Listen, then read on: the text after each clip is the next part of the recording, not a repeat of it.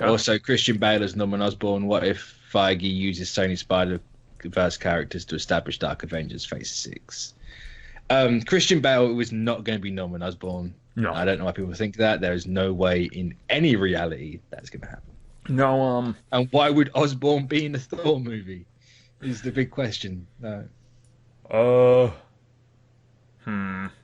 I don't. So first, let's for a second, Christian Bale. If they're getting Christian Bale, it's probably a 1 or 2 thing deal, and that's it. Like, there's no way he's signing on for like 8 movies. That ain't happening. So he's got to be up for definitely it. one of that. Yeah. So, that kind of narrows the search of who it could be and the potential. But at the same time, I honestly I don't even want Norman Osborn in the MCU. I'll kind of be real with people. Like, I could see why people want him, and it's kind of cool, but if we want, like, I don't know, the Patriot armor, let's just give it to Justin Hammer or someone. Like, I mean, yeah, I at this point I can take or leave Osborn, but it's, you have an opportunity to do something different with him that's not Spider-Man related with the Dark Avengers, and it's like, hey, it makes far more sense for Osborn to try and take over from Stark like Justin Hammer would have done and become the Iron Patriot than it would for him to become a Goblin. Right. Yeah. So I think, like, you can take it that way and do something different and make him bigger than he ever was before. And it's kind of like, we know Norman Osborn has been somebody that Kevin Feige wanted. I talked to someone personally that knows what they were heading for and what direction, and then when Sony stopped talking to Marvel Studios, things changed, and I think that kind of happened for the better, because had they introduced Norman, Sony probably would have done the thing where it's going the current way it is, and then Marvel Studios would have set up this giant thing that can't possibly be paid off. So yeah, it would have all crumbled down. Right.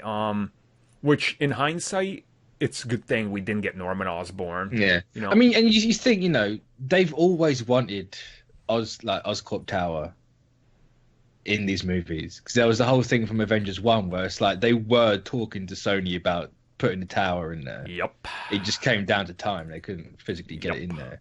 So it's something Feige clearly wants to do. And when Feige wants to do something, God damn it, that man gonna do. But is he gonna?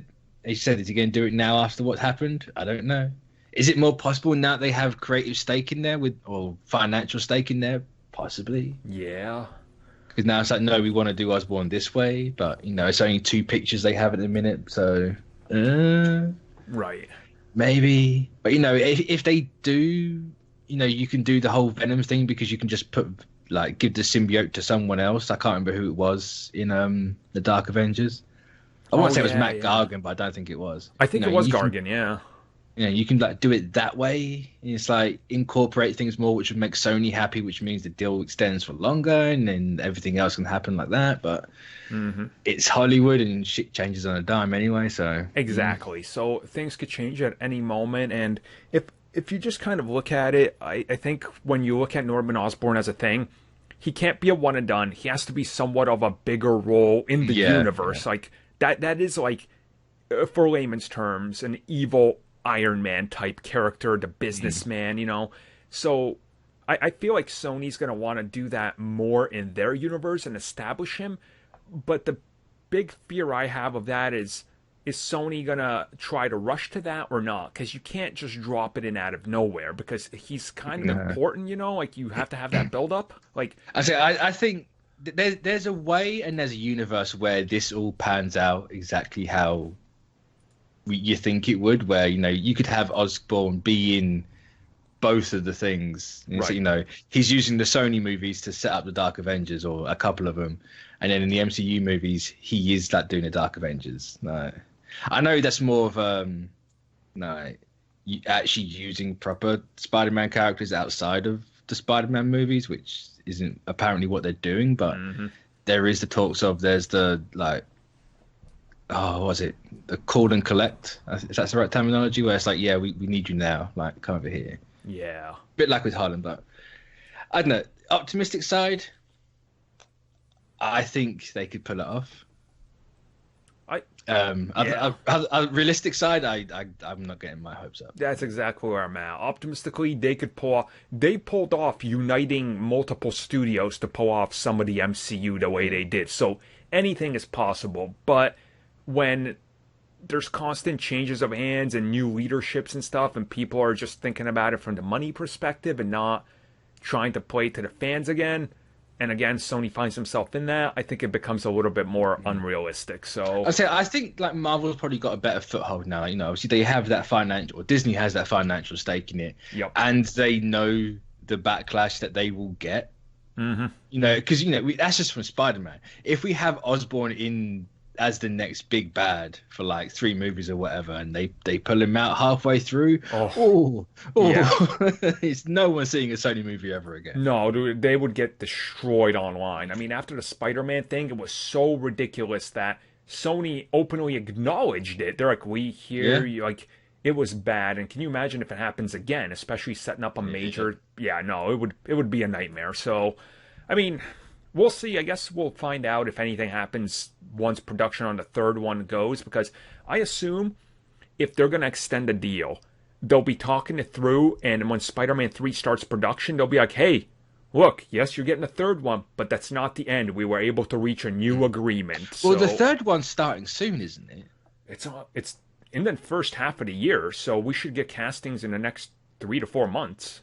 Like, yeah, it's coming close. Like, they'll be shooting by July, so. So is it July? I don't know why I thought it was. Well, they're going into that early. The pre-production is starting like what, end of May, I think. So, possibly. Yeah, they're moving in there. They're following the same schedule that the last 2 films did because a year out already be shooting. So. Yeah. I mean, to be fair, the last 2 shot from July to like November, so yeah, it makes sense. Yeah, it makes sense. I don't know why. I think I saw something saying like we should have names soon for stuff, and I'm just like, why is it that soon? Like, that's really early on, but I suppose July would make sense. Like, cast them now.